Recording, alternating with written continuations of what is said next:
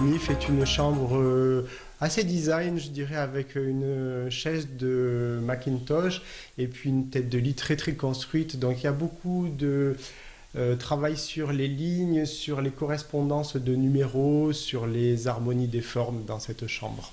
Chambre cosy et déco étudiée, quand il a hérité de cet immeuble au cœur des Arceaux, Pierre Miguerou a choisi de créer ses chambres d'hôtes. 2 ans et 260 000 € d'investissement plus tard, il a accueilli ses premiers invités. Pour le prix d'une chambre dans un hôtel 3 étoiles, il cherche ici le petit plus qui fait la différence. On peut peut-être pousser un peu plus la personnalisation de la décoration et de l'accueil.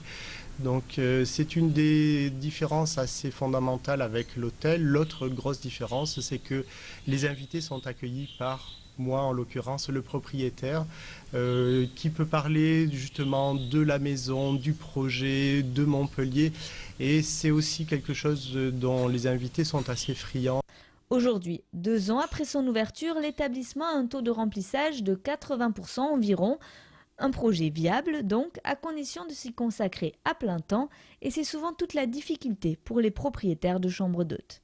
Les points négatifs, ce serait surtout la plage, l'intensité horaire, puisqu'on travaille en famille, hein, on travaille à deux, et donc c'est pas évident, on n'a pas de personnel de ce genre d'unité, et par contre, effectivement, on travaille très tôt le matin et on finit très tard le soir, voilà, ça c'est sûr, c'est vrai.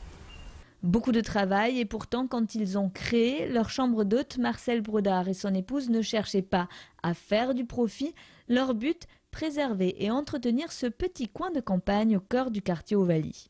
Un remplissage selon les mois entre 40, 50, 60% à peu près, hein, voilà la moyenne, avec effectivement des pointes estivales, mais toute l'année on arrive à travailler parce qu'il y a quand même une clientèle également de tourisme urbain certes, mais également de tourisme d'affaires qui se déplacent assez volontiers, puis des personnes qui viennent voir la famille et les amis sur Montpellier.